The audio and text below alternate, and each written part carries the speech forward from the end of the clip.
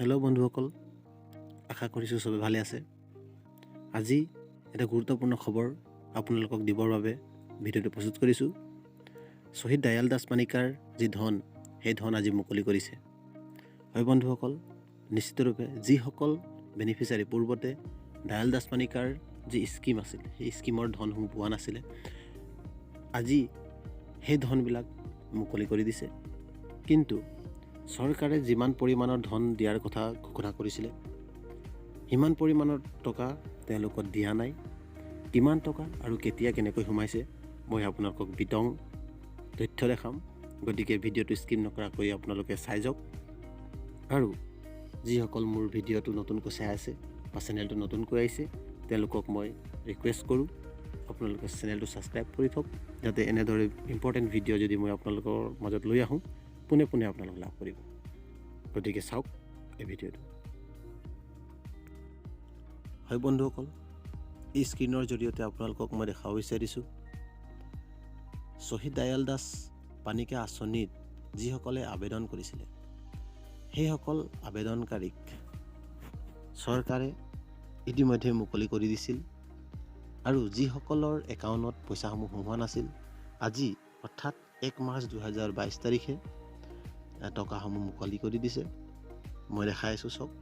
T tribe welfare Assam 4,485 টকা, অৰ্থাৎ এই আঁচনিৰ জৰিয়তে আপোনালোকৰ একাউণ্টত 4,485 টকা ভৰাই দিছে।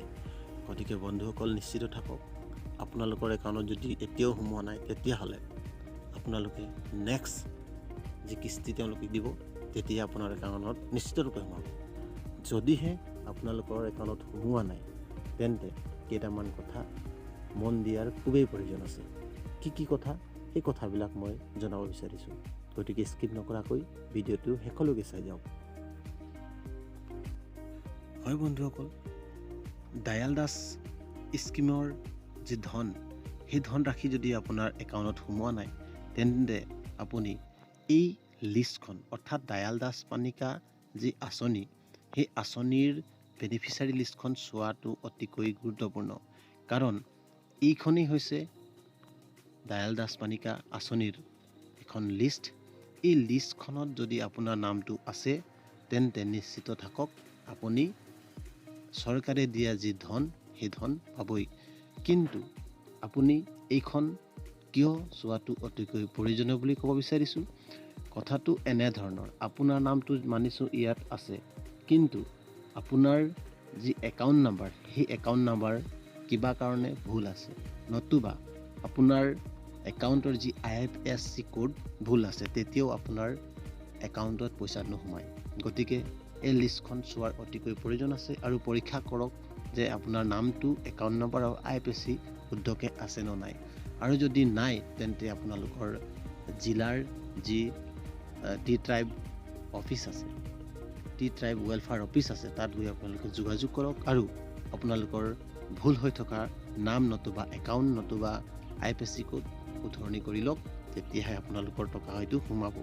লগতে ক'ব বিচাৰিছোঁ বন্ধুসকল, আপোনালোকৰ নাম ঠিক আছে, IFSC কোড ঠিক আছে, তথাপিও আপোনালোকৰ একাউণ্টত পইচা সোমোৱা নাই, তেন্তে আপোনালোকে কি কৰিব? তেনেহ'লে আপোনালোকে কৰিব লাগিব আপোনালোকৰ একাউণ্টৰ সবিশেষ চাবলৈ চেষ্টা কৰক। আপোনালোকৰ বেংকত KYC লাগি আছে নেকি? কিবা কাৰণত বেংকত খেলি মেলি হৈ আছে নেকি? তেতিয়াও হয়তো আপোনালোকৰ একাউণ্টত পইচা নোসোমায়। গতিকে আপোনালোকে সেইখিনি কথা আপোনালোকে গুৰুত্ব দি কামবিলাক আগবাঢ়ক, তেতিয়াই হয়তো আপোনালোকৰ যি দয়াল দাস আঁচনিৰ যি ধন, সেই ধন লাভ কৰিব। গতিকে দেৰি নকৰিব বন্ধুসকল। আৰু মই পুনৰবাৰ কওঁ যে আপোনালোকে যদি মোৰ চেনেলটো নতুনকৈ আহিছে, তেন্তে ছাবস্ক্ৰাইব কৰিব আৰু লাইক কৰিব আৰু শ্বেয়াৰ কৰিব, যাতে সকলোৱে এই সন্দৰ্ভত গম পায়। ধন্যবাদ বন্ধুসকল।